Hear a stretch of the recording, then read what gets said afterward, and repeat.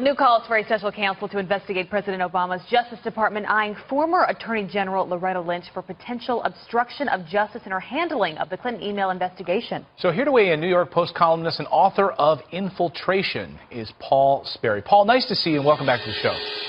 Good morning. All right, so walk us through this. You believe that this is about to heat up and we should be paying more attention to this than the Russia probe. Why do you think this is about to get a whole lot hotter? Yeah, so these are some major developments, and they do not bode well for Democrats. Not only is the Senate now investigating officially the Obama administration for obstruction of justice, but they're also investigating the origins of this discredited dossier that Democrats used to launch their witch hunt against Trump on Russia. And that witch hunt could backfire on them now if this really heats up, like you say, with subpoenas, hearings, and also possibly a criminal investigation down the road. Why don't you think we've had more coverage in the mainstream media? You would think that they would be at least covering this a little bit. I mean, you look at mainstream media, we've covered the stats over the past 2 days. There's been basically zero coverage of this. I mean, you helped break this story. You're saying it's a big deal. Why is the media not taking it as seriously? Well, because they're part of the witch hunt, and you know, a lot of them are Democrat mouthpieces, so that's how it goes. But investigators, you know, they want to know how this dossier that's been debunked, how it, you know, how it came to be, how the sausage was made, and who funded it exactly. They know that Democrats allied with the Clinton campaign, Hillary Clinton campaign, financed it, but they don't know exactly who. And they also want to know why in the world did the FBI rely on this bad intelligence. They knew it was bad intelligence and, you know, designed to smear Trump, but yet they relied on it to investigate Trump.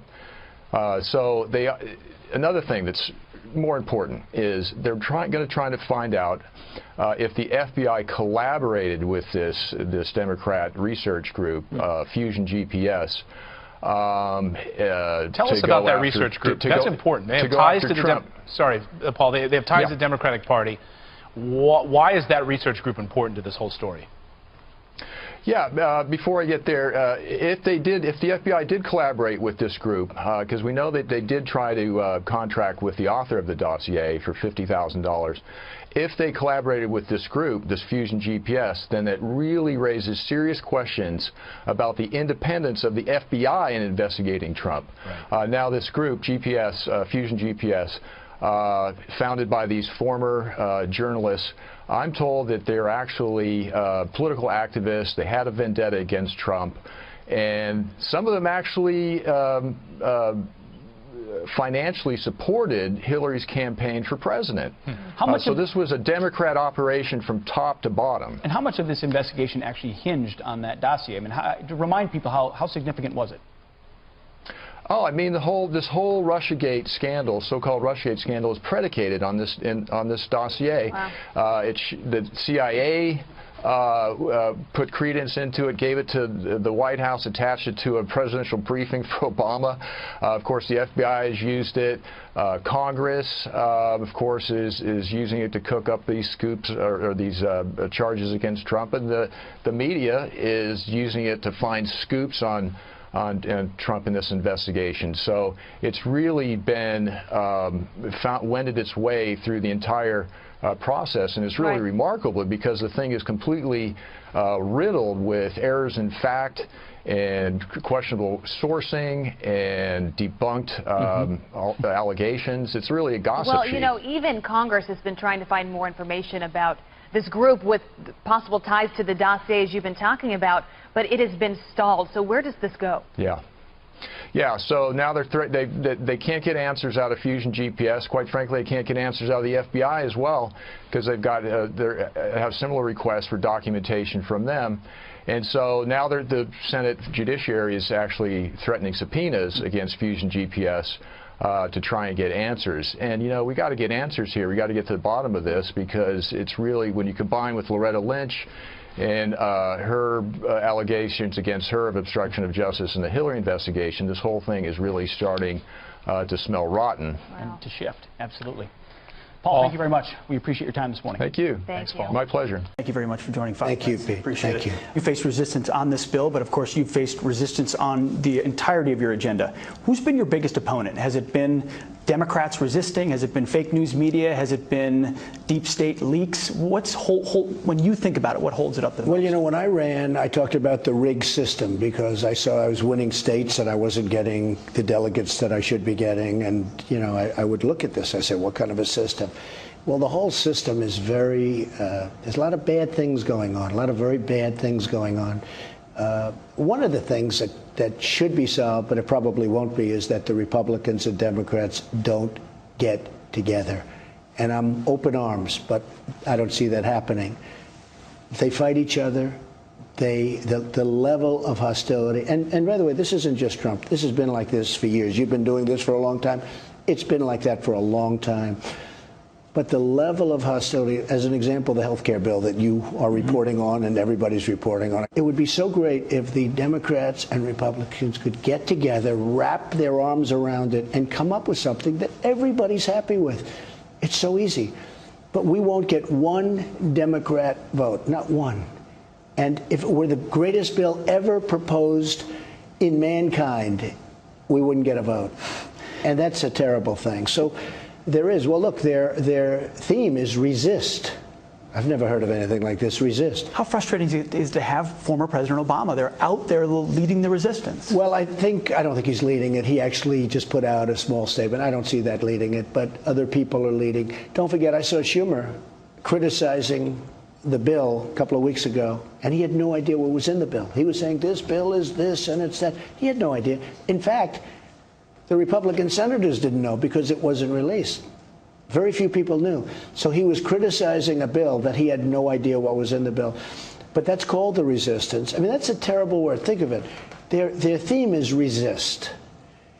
Their theme should be, let's get together, envelop, fix. Let's get together. But their theme is resist. It's obstruction. And the problem is they become obstructionists. And the voters, I happen to like it from the standpoint of running for office, but I think it's a terrible theme in terms of getting elected. And more importantly, I think it's a terrible theme for the people of this country. Resist, obstruction. That's not what they want. How do you overcome that when someone like Senator Warren, Elizabeth Warren, literally says people are going to die because of President Trump's health care bill? Well, I actually think she's a hopeless case. I call her Pocahontas, and that's an insult to Pocahontas. I actually think that she is just somebody that's got a lot of hatred, a lot of anger. She's got a loud microphone and a leadership. She does, but you know, I don't think she has the kind of support that some people do. I think she hurt Hillary. I watched her campaigning for Hillary. And she was so angry. Hillary would be sitting back listening to her, trying to smile. But there were a lot of people in that audience that were going, wow, is this what we want? There's a lot of anger there and hostility. So no, I think she's a highly overrated voice. Some people might say the lever of anger is unprecedented, but it's also unprecedented for a former president to come out the way President Obama has. He came out on Facebook recently. You may have seen it. He said, your bill, Mr. President, not a health care bill. It's a massive transfer of wealth. It's going to harm Americans. It's mean. What do you say to the former president? Well, he actually used my term, mean. That was my term, because I want to see, and I speak from the heart. That's what I want to see. I want to see a bill with heart. Healthcare is a very complicated subject from the standpoint that you move it this way and this group doesn't like it. You move it a little bit over here. You have a very narrow path. And honestly, nobody can be totally happy, even without the votes. Forget about votes. This has nothing to do with votes. This has to do with picking a plan that everybody's going to like. I'd like to say love, but like. But we have a very good plan. We have a few people that are, I think you could say modestly, they're not standing on the rooftops and screaming. They want to get some points. I think they'll get some points. Are Republican senators doing enough to have your back to get that health care bill through? I think so. You know, I have great relationships with most of the people in the Senate, with, as you know, most of the people in the House. I think I work very hard. I made a lot of great friendships with the people in the House, a lot of them. Same thing in the Senate. They're four very good people. They're friends of mine. And I don't think they're that far off. I don't think they're that far off. You know, famous last words, right? But I think we're going to get there. For years, I've been watching the battle of health care. And I watched during the Clinton administration, Hillary rightfully devoted her life to trying to get health care. She was unable to get it. You watched what happened with Obamacare, which by the time they finished with it, it was, something that doesn't work. But look what happened with Nebraska, where they gave the great Nebraska giveaway in order to give a vote. Cornhusker kickback. And it was a very closed session. They talk about closed and behind closed doors. There was nothing more closed than Obamacare. But the bottom line is they worked so long and so hard. They got a plan that didn't work. They got a health care plan that didn't work. And I've only been there for 5 months. They worked for a long time. During the Clinton administration, they worked essentially during the entire administration. Health care is a very, very tough thing to get. But I think we're going to get it. We don't have too much of a choice because the alternative is the dead carcass of Obamacare. That's what it is. I opened up the failing New York Times and the Washington Post this morning. No mention at all of this bill that you're signing today. For veterans who are so passionate about this, it's such a historic bill. Are they going to cover this? And if they don't, why don't they cover it the way they cover every breathless scandal in the media today? Well, I just heard today for the first time that Obama knew about Russia a long time before the election, and he did nothing about it. But nobody wants to talk about that. That the CIA gave him information on Russia a long time before they even, before the election. And I hardly see it. It's an amazing thing to me. In other words, the question is, if he had the information, why didn't he do something about it? He should have done something about it. But you don't read that. It's quite sad. That never leaked out. That doesn't leak out. No, they're very selective leaks with sources. I always love the sources, many of which don't exist. But no, there is a thing going on in the country, and hopefully it's somewhat of a sickness in that sense. But you know what? I am so proud of what we've done in such a short period of time. In the East Room for a historic bill signing. Tell us about the bill that you just signed. Well, it's really an accountability bill. You had people that would be in the VA and they wouldn't work, or they'd do much worse than that, and you couldn't fire them, you couldn't get rid of them. They were hanging around, they were receiving money, they weren't taking care of our veterans, and I made the promise that I was going to be taking care of our veterans if I win. And they voted for me overwhelmingly. I just had in my own heart, I had a very strong obligation to take care. So we had it passed. Tom Cotton and so many other people were so involved, that Mr. Rowe, who you know very well, they worked so hard and so long on that, and that was a tough one to get through. So now they do have accountability. Why would a bill that makes so much common sense to so many Americans, why would it be so hard to get done? Because this was a difficult fight through the finish line. It was a very difficult fight. But look, you have many forces, and I'm not saying bad forces at all. You have unions. The unions don't want to see a thing like that where you can fire someone right away and, if they're not doing the job. It's called accountability. But you had a lot of forces, as you can imagine, and you know the forces probably better than anyone. You were one of the reasons that I really felt so. I used to watch you on Fox talking about the veterans with such heart. And, you were one of the factors, I will tell you. Then we started speaking about it. But we've done a lot for the veterans. But you did have a lot of forces against this bill. This was not an easy one. Absolutely. When you rode down that escalator in Trump Tower, it was the first time a presidential candidate had made veterans issues a top. You mentioned it multiple times in that speech. Obviously, you've been involved in veterans issues for years. Where did that passion first come from? I've always felt the veterans weren't given a fair shake. They fight wars, they lose limbs, they lose, lives. They've gone through so much, and I've always felt they were never appreciated the way they should be appreciated. But who appreciates the voters? And I'm not just talking about them as a bloc, which is a big bloc, but I'm talking about the voters outside of the veterans. They appreciate what the veterans have done. But I've always felt they were not given a fair shake. And then you'd read the disaster stories, of course, where people are waiting online for 7, 8, 9 days to see a doctor, and worse, where they have a disease or a problem or a form of cancer that's easily and quickly curable, and they have to wait 6, 7, 8 months, and by the time they get in, it's terminal. It's, the things that go on are just incredible and have gone on. And we have Dr. David Shulkin, who's done a phenomenal job. He's got tremendous compassion, but he's also a tough cookie.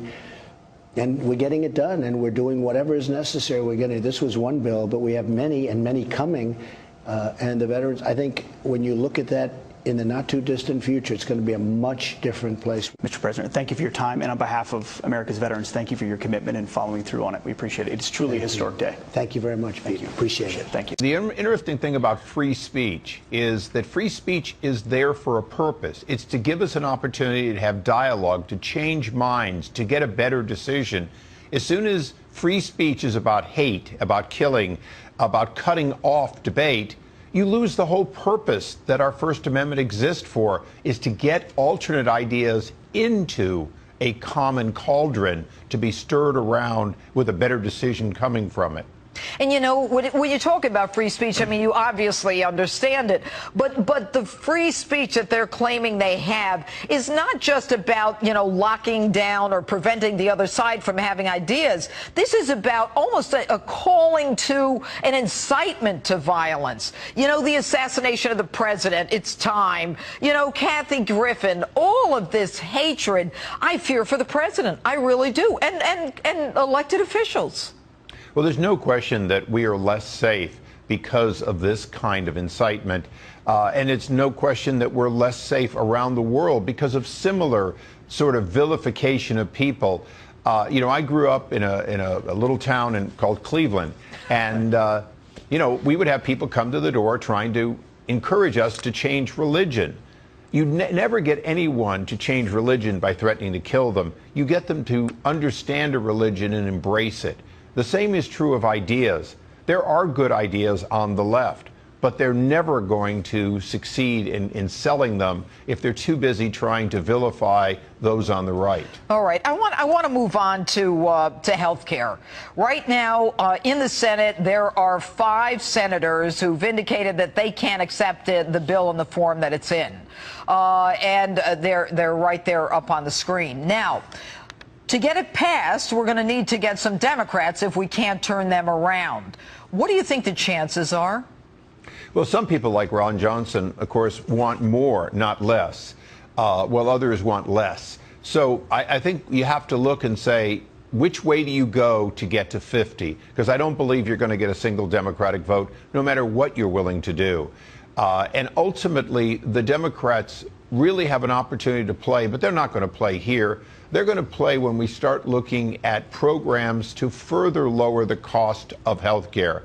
And Judge, I think the important thing is some of those people are waiting to see the score, and I'm waiting to see the score, because the most important part of the score is not how much it cost or how many people, you know, quote, lose health care because they choose not or they're not required to take a health care. It's how does CBO look at this lowering the cost of health care and thus lowering the cost of health care insurance? That's the direction we have to go. And that's a big part of what I think some of those senators are waiting for.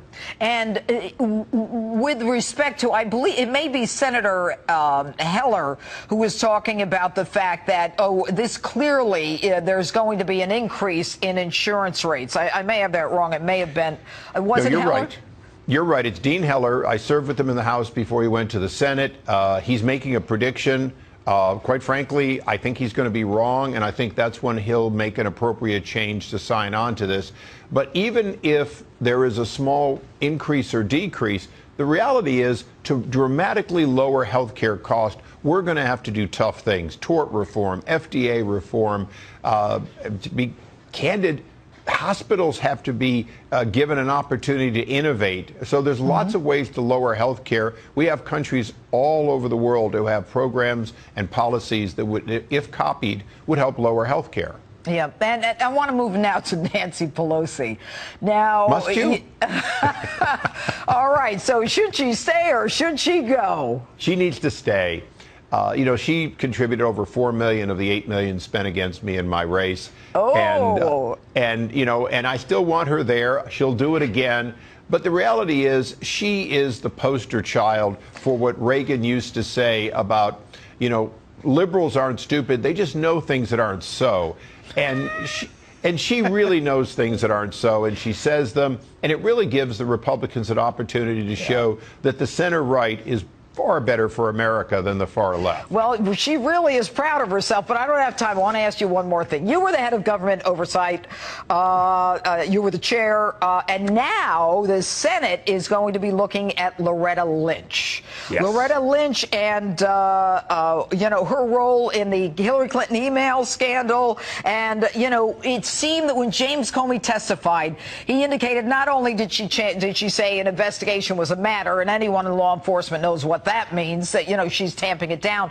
But more importantly, Comey said he couldn't talk about all of it. Is this under investigation? Does it signal to you there's more going on with Loretta Lynch? It's very important that we look at both of the previous attorney generals because, when we're talking about FBI directors, we're talking about investigations, people always look to a president. The reality is the president is not the head of justice. The attorney general is. And when an attorney general wears two hats, as Eric Holder proudly said he did, one as the highest law enforcement officer and the other as a political operative, you really have to check and make sure they're doing that first job properly. And certainly Loretta Lynch is a good example where she wasn't.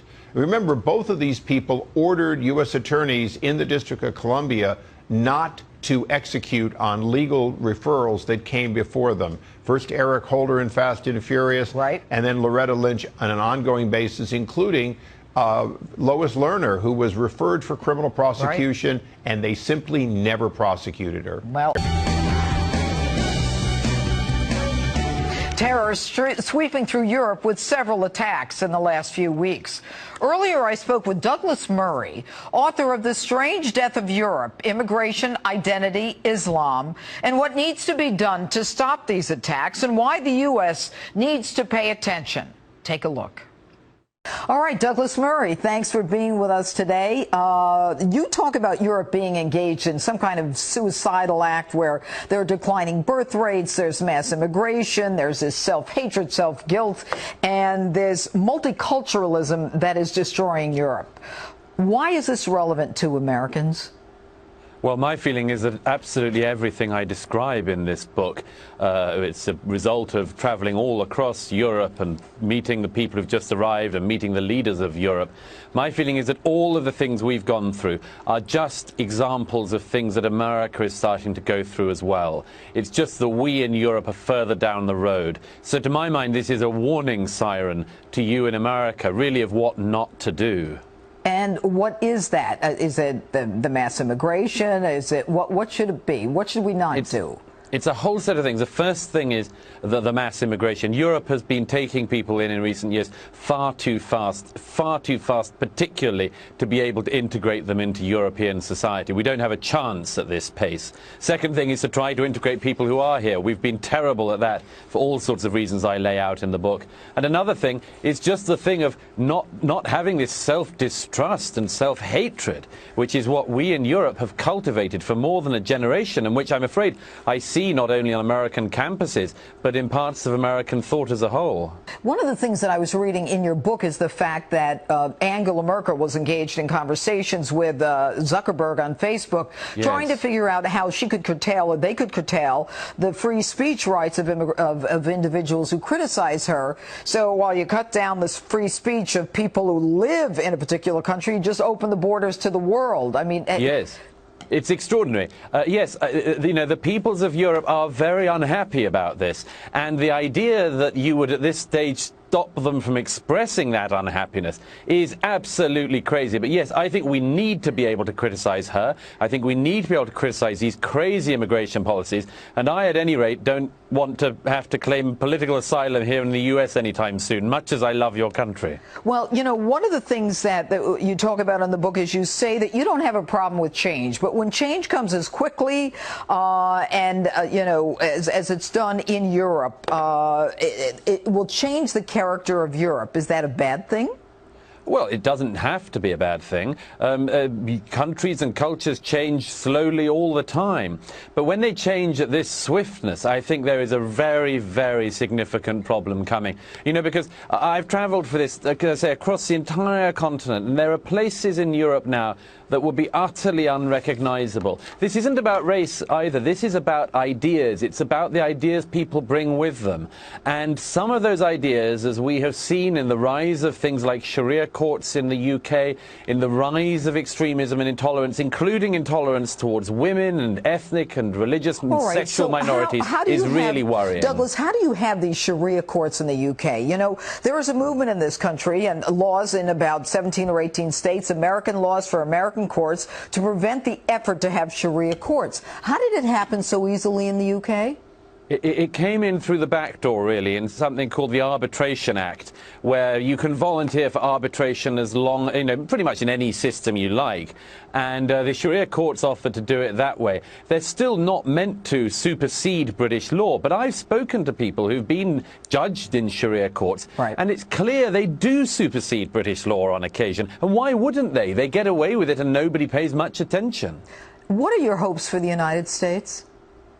My hope is that you can do rather better what we've done so badly. And I think, by the way, you have. I mention this in the book, that although you've got in America, they say, lots of the thought problems that we have in Europe, albeit in a less developed form, nevertheless, you also have an identity thing in America that remains enormously powerful to people who arrive here. Too many people, obviously, that we read about all the time spit on the freedoms you have. But actually, the ideas and the ideal of America is something which people can really integrate into. And I'm afraid in Europe we're stuck in a thing of not just finding it hard to integrate these people, but often people not wanting to integrate anyway. So I think you are starting off at a better place, but we certainly wouldn't be starting off from here. I'm a Republican, and this resistance movement is being led by a bunch of political clowns. I mean, think about this. Let's just logically be reasonable for a moment here. The resistance movement seems to be specializing in one thing: resisting actual political victories. The Democrats have gotten smoked over the last 2 years. State, local, federal level, 0 for 5 in special elections. What are they resisting? Listen, I'm not giving them advice at all. But if you think for a minute running on a platform of the other guy sucks is a really good political platform that's going to ensure political viability in the future, you're out of your mind. They have nothing. Maybe you should tell that to Maxine Waters. She's been out there from the very beginning mentioning impeachment. Here she was last night in the middle of the crowd. Watch what they were chanting. Impeach 45! Impeach 45! Impeach 45! Impeach 45! Impeach 45! Impeach 45! Dan, if you're one of the leaders in the Democratic Party and you're watching this, you've got to be thinking, this is why we're not winning elections right now. This is what we're focused on. We're not focused on actually the issues that impact the American people. Yeah, Abby, I mean, the Constitution delineates impeachment for high crimes and misdemeanors. And the Democrats want to add to that and embarrassing political losses, too. Impeach for what? What are you going to impeach for? Because you got destroyed in an election? What's the crime here? I mean, really, what's the crime other than the fact that you lost an election you thought you were going to win to a guy you just really don't like, who's taken a hardline position? The crime is the collusion with Vladimir Putin. That is the crime. Yeah. Well, now to the battle against the radical Islamic terrorists overseas. The president facing a bit of a dilemma as he works on a campaign promise to destroy ISIS and Syria in Iraq. You know, tensions have been escalating between the U.S., Russia, and Moscow's ally Syria over those recent U.S. military strikes against Syrian government forces. And if that were not enough, yesterday Israel fired back over the Syrian border after it says projectiles from the fighting landed in the Golan Heights. Several Syrian tanks were reportedly destroyed. So could this conflict spread to a wider war, and what steps should the Trump administration take next? Ambassador John Bolton is a former U.S. ambassador to the United Nations, Fox News contributor, senior fellow at the American Enterprise Institute, and chairman of the Gatestone Institute here in New York. You know, Ambassador, I was on the Syrian border in the Golan Heights on Thursday, visiting Israel and Jordan. And, you know, people there were optimistic about the fight against ISIS. But they do have a concern that the conflict between Washington, Moscow, Damascus, and more importantly, Tehran could potentially spread. So how do you think the administration should handle this? Well, I think this is a very serious situation. I think it has two main aspects. The first is the failure of American strategy in dealing with ISIS to begin with. By relying on the Iraqi government, which is effectively a satellite of the Ayatollahs in Tehran, They have allowed Iran to set the stage to link up with the Assad regime in Syria, Hezbollah, and other terrorist groups. And we find Russia allied with Syria and Iran. So in our efforts against ISIS, we're putting ourselves right in the middle of this coalition effort that's being put together without really being prepared for it. And so that's why these conflicts, it's a very complicated battlefield there, politically and militarily. And I don't think we thought that through when we started this strategy of helping. How can we prepare for it? What should we do? Well, I think it ties into the second element, which is once ISIS is defeated, and it will be defeated, the only question is when. It should be sooner rather than later. But once it's defeated, it will leave a power vacuum, and Iran and the Assad regime and Russia and Hezbollah will move to try and fill it. That's why I think what we need to do is get more Arab forces involved, not the Iraqi forces under the influence of Iran, but from Egypt, Jordan, the Gulf monarchies. They have a big stake here, too, maybe even bigger than ours. They have not participated in this fight as much as they should have. In fact, some of them have been on the side of ISIS, if you believe press reports. We can turn that around, or at least we should try and turn it around, or we will simply find that after defeating ISIS, in the post-ISIS environment, we're seeing the foundation laid for the next war. And if you talk about the next war, I mean, if that vacuum is not filled by our allies, what then? Well, it will be filled by Iran, by the Iran-controlled Baghdad government and Shia militia, the Alawite regime under Bashar al-Assad in Syria, and Hezbollah, all backed by Russia. So this is, I think this requires strategic thinking as we move to the conclusion of the struggle against ISIS to get the right structures and forces in place, and then to think about what we want the region to look like after it's defeated. Giving these Sunni areas in western Iraq and eastern Syria back to a Shia-dominated Baghdad government on the one hand, or the Assad regime on the other, I think is a non-starter. It's just going to mean more conflict sooner rather than later. Well, do you think that's even a possibility or a probability? Well, as far as I can tell, what we seem to be aiming at is to assist, it's unbelievable to me that we're doing this, but to assist the Baghdad government to retake everything within the former borders of Iraq, which will simply extend Iranian influence directly to the border with Syria. And it's not clear what we're going to do with the Syrian opposition, what's going to happen with the Kurds. I just don't think this was well thought out in the Obama administration, and worryingly, it's not apparently thought out in this administration either. You're hitting something that's so important because it's what's called the Shiite Crescent. It's the influence of Iran, all the way from Tehran, right through Yemen. We see it in the Saudi battle against the Houthis, right on through, as you say, Iraq and Syria to Lebanon. And when you're standing on the Golan Heights looking at the border, you see Syria, you're right there at the town, and you see Lebanon, and you see the threat, especially consider that Hezbollah is right across the border. Right, and on a clear day you can see Damascus, and I think one thing Israel definitely doesn't want, with all of its other problems, is Iran or Iranian-backed forces on its border there at the Golan Heights. So this is very serious. It's serious for Israel, it's serious for the Gulf Arab oil-producing monarchies. Very serious for the United States, too. We need a strategy to deal with the final defeat of ISIS and then for the Middle East post-ISIS. And do you think that strategy could come in the reported potential summit meeting at Camp David? My colleague, as you know, Ben Advansky here, saying that there's thought at the White House for this type of Camp David summit of our Arab allies dealing with this. Let me read you what we wrote, saying, quote, a Middle Eastern expert who is close to the White House told Fox News that the meeting being discussed would be a move to restore American alliances weakened during the Obama years. The White House plans are being formulated partly in response to calls in the Middle East for reinvigorated American leadership. So what do you think that reinvigorated American leadership could finally look like? And do you think a Camp David type summit that we've seen before when dealing with the Middle East could potentially have some success?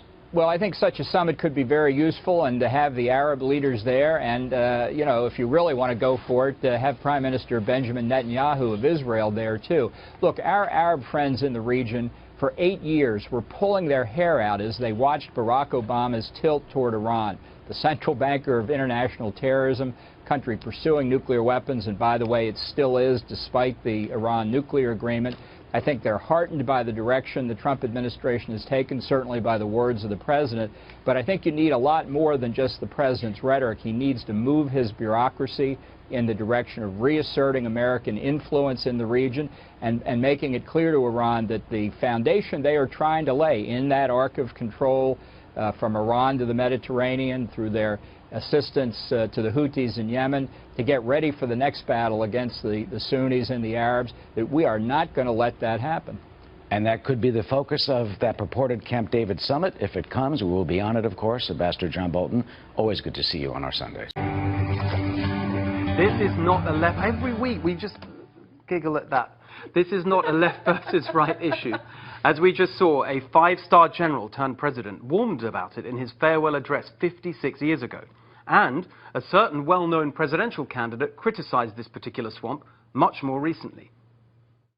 They're ordering missiles that they don't want because of politics, because of special interests, because the company that makes the missiles is a contributor. We're buying equipment that we don't even want because certain companies have better political skills. We hear a lot about the wasted billions of dollars in our defense budget. But the truly disgusting thing is that it's not waste. Waste makes it sound like an accident, and this is no accident. It's corruption. Here's how it works. The military-industrial complex is made up of three parts. In fact, it's known as, quote, an iron triangle. The Congress, the bureaucracy, mainly the defense and state departments, and then the defense contractors and arms manufacturers who get paid handsomely to provide everything from joint strike fighters, munitions, vehicles, private security, even meals for soldiers. Their interest is clear. They want lucrative government contracts. How do they get them? You'd hope that it was by providing the best service for the best value. After all, it's our money and our nation's defense. But in the military-industrial swamp, it's not quality that counts, it's connections. The rotten truth is that there's a revolving door between defense contractors and the Defense Department. General James Mattis was paid $242,000 and up to $500,000 in vested stock options by the company General Dynamics, which builds tanks, submarines, and munitions. He also received a $20,000 speaking fee from defense giant Northrop Grumman. He's now Secretary of Defense, where he has authority over the department's nearly $600 billion annual budget. Then there's John Kelly, who was paid $166,000 as an advisor to DynCorp, a company that gets 96% of its revenue from government contracts, and which was recently selected to train Immigrations and Customs Enforcement, or ICE. Kelly is now Secretary of Homeland Security, where he oversees ICE. While Mattis and Kelly were required to step down from those positions before starting work for the government, it's typical of the incestuous relationship in this lucrative swamp. These defense companies have been built on having friends in high places. William Lynn has made his way through the revolving door 3 times. He's currently the CEO of the defense contractor Leonardo DRS. From 2009 to 2011, he was Deputy Defense Secretary, where he oversaw the DoD's massive annual budget. Before that, he was at defense contractor Raytheon, where he was in charge of government operations and strategy. And he got his start back in 1993, working in the office of the Secretary of Defense. Then there's former Defense Department contracting official Kevin Jans, who went on to found the company Skyway, where his Rolodex must have come in awfully handy. The company helps its clients compete for federal contracts, the same contracts he used to dole out. According to their own website, Kevin, this is a quote, Kevin built his company on the premise that no one knows the federal acquisition system better than those contracting officers and buyers who managed it on the inside. I mean, totally shameless, right? Now, it will come as no surprise to regular viewers of Swamp Watch that our elected representatives are a big part of this incestuous triangle. Their interests are clear. They want political donations, and defense contractors are happy to play ball. Every year, a few dozen members of Congress set the Defense Department's budget, a job which practically guarantees huge donations from defense contractors. In 2015, the 48 congressmen and senators who sat on the Armed Services Committee received, on average, $430,000 from defense contractors. It's even more of a jackpot if you chair one of these committees. Come on down, Dick Durbin of Illinois, the second highest ranking Democrat in Congress, and someone who's constantly popping up on our TV screens, pompously prattling on about the Trump administration's ethical violations. Well, in 2013, Durbin became chair of the Defense Appropriations Subcommittee, which led to a wave of cash that made Durbin the top recipient of defense industry contributions that election cycle. Durbin counts Northrop Grumman, Boeing, United Technologies and BAE Systems among his top 7 largest contributors. Beyond political donations, some congressmen have even made their own way through the military-industrial defense revolving door. In 2013, when the Pentagon wanted to cancel its order of Northrop Grumman's drones, Democratic Representative Jim Moran stepped in and wrote a letter demanding that they follow through on the order. What an incredible coincidence that he left Congress soon after, only to land a job as a lobbyist for Northrop Grumman. President Eisenhower was right, but I wonder if even he could have predicted just how swampy the military-industrial complex would turn out to be. Now, if any of you at home have suggestions for further editions of Swamp Watch, and they are coming in fast, please email them to us at thenextrevolution@foxnews.com.